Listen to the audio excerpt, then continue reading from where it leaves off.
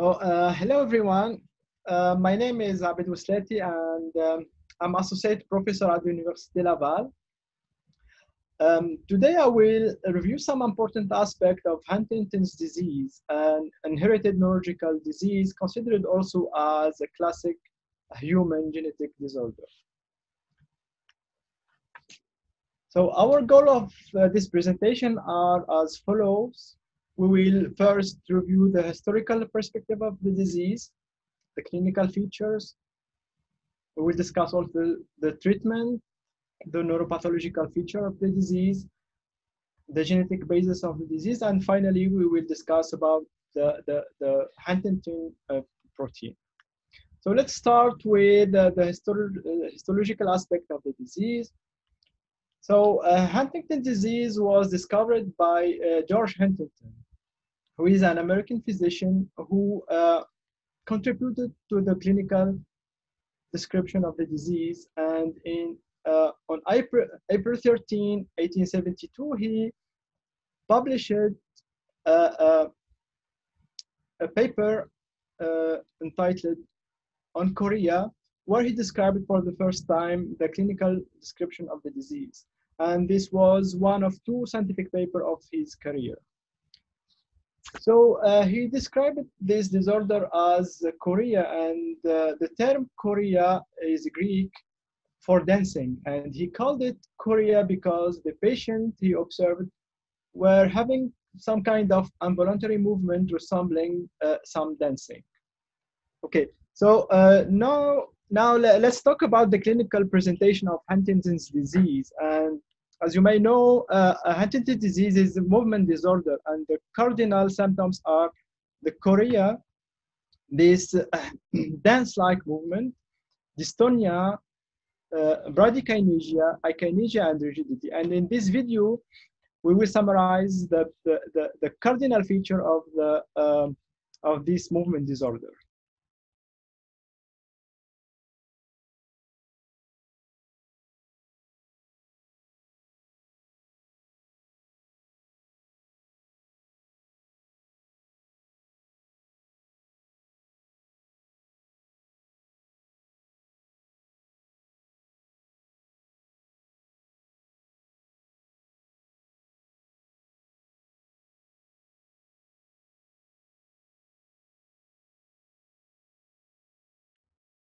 Now, this table summarizes all the clinical symptoms of Huntington's disease. And when we look at this table, we can learn two things about the disease.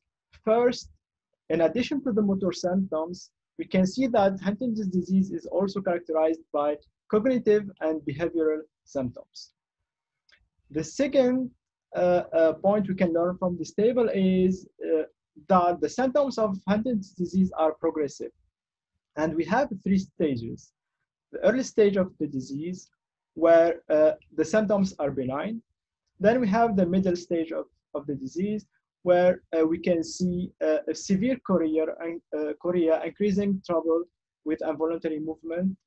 And finally, the late stage of the disease, where the chorea disappear and the patient become akinetic. So when the first symptoms of Huntington's disease appear, if you look at this graph, you can see that on average, Huntington's disease appears at the age of 35. However, we can see also a high variability of the age of onset, since some patients can develop the disease at the age of 10, and other can develop the disease at the age of 60 to 70. And this video can describe the symptoms in infant, as you can see this choreic movement. The same symptoms appear also in teenagers, adult, and finally, you will see the same symptoms in old person. And this is a typical chorea movement of the disease.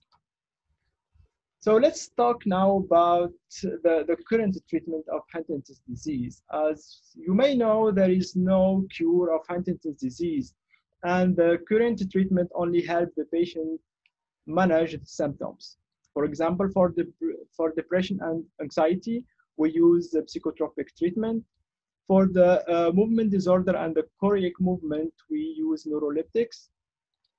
For the balance disorder, we use physiotherapy. And finally, for speech disorder, we have speech therapy. So this table summarizes the current available treatment. And for your information, they summarize also the mechanism of action, the indication, and the side effect. And as you can see that the main the main mechanism of action of this treatment are targeting glutamatergic transmission, as well as the serotonin and the dopamine as well. So now we will discuss what happened in the brain of patients suffering from Huntington's disease. So the part of the brain the most affected are the neuron of the basal ganglia. So these basal ganglia are a group of subcortical neurons constituted of the caudate nucleus, the putamen, which constitutes the striatum, the globus pallidus, the subthalamic nucleus, and the substantia nigra. And this group of subcortical nuclei also are mainly implicated in the control of movement. And lesions of these nuclei are usually associated with movement disorder, including Huntington's disease and Parkinson's disease. In this illustration, you can appreciate the atrophy in the brain of Huntington's disease suffering patient compared to the control. And this atrophy is mainly due to the degeneration of the basal ganglia that you can see here, and which disappear in the case of Huntington's disease. So this neurodegeneration is essentially affecting the striatum, represented here by the caudate nucleus and by the putamen. And as you can see, with the progression of the disease, we have an atrophy of these two structures representing the striatum. So this neurodegeneration is mainly targeting the GABAergic projection neurons. These neurons projecting directly to the internal part of the globus pallidus, as well as the external part of the globus pallidus. Interestingly, this degeneration didn't affect the anterior neurons, suggesting that some striatal neuron population are more vulnerable than the other to the disease. So now we will talk about the genetic basis of Huntington's disease. So Huntington's disease is an autosomal dominant human genetic disorder. That means that the person who is affected have 50% of chance to pass it to his children. In 1993, scientists identified the gene responsible for Huntington's disease, the gene called Huntingtin. This gene is located on the chromosome 4, and it contains several repeats of a triplet nucleotide CAG. In normal conditions, or a normal subject, this triplet repeat is between 10 to 35 repeats. However, in patients suffering from Huntington's disease, these repeats are 36 or above. So this triplet, CAG, is coding for the amino acid glutamine. And at the protein level, the CAG repeat are reflected by a repetition of the glutamine, which is represented here, and representing a chain of glutamine with 35 or more amino acids. That's why we call the Huntingtin disease also a polyglutamine disease. So now we go back to our previous slide showing this high variability of the age of onset. And indeed, there is a direct link between the CAG repeat and the age of onset in Huntington's disease. So if the patient has 80 CAG repeat or more, they can develop the disease at the age of 10.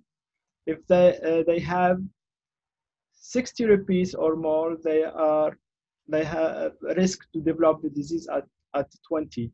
And in this case, we are talking about juvenile Huntington disease, which represent 5 to 10% of the cases. Subject presenting 50 CAG repeat or more, they are at risk to develop the disease at the age of 30. And here we are talking about the early onset of the disease. Subject having between 40 to 49 CAG repeat, they can develop the disease at the age 40, between 40 and 50. And here we are talking about the adult onset. And for the subject having between 36 to 39 repeat, they develop at a late age, and here we are talking about the late onset of the disease. So now let's talk about the Huntingtin protein. And this protein is coded by the Huntingtin gene. This protein is actually a ubiquitous protein. It means that it's expressed everywhere in the body and is also expressed in different cell types.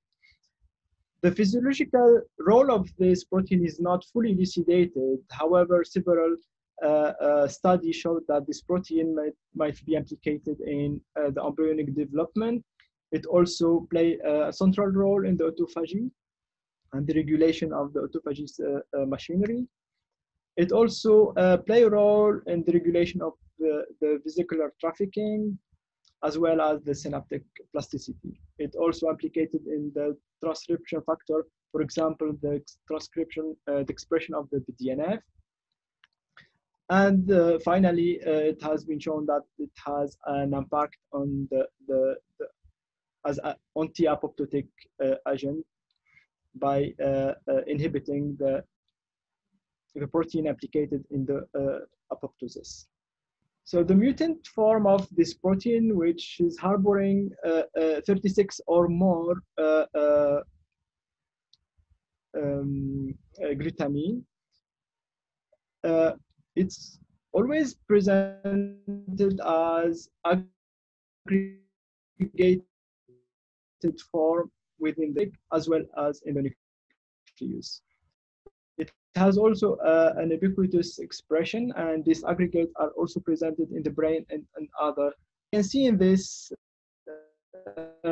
illustration some cortical mutant Huntingtin staining in the early stage of Huntington's disease. And you can see this presentation as this puncta, which represent the protein aggregate. Here we can see the cortical neurons. So the question we will answer in this slide, how the mutant Huntingtin affect the homeostasis of the neurons leading to the neurodegeneration. First, the accumulation of mutant Huntingtin induce sensitization of an MDA receptor, resulting in a massive entry of calcium. This step is also called excitotoxicity. Subsequent to this calcium activation,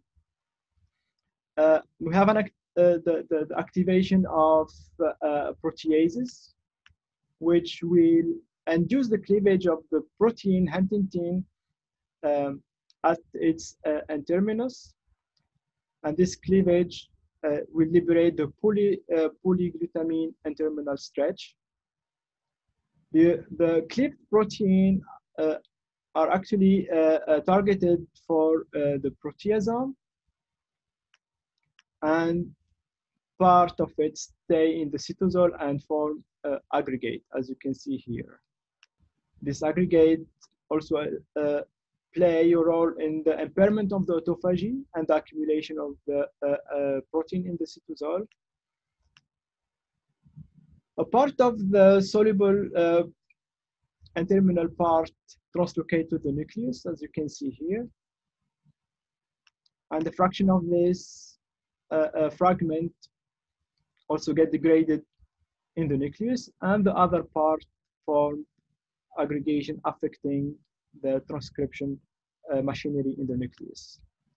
The N-terminal fragment also induce transcription regulation and the release of apoptotic factor and disruption of mitochondrial homeostasis.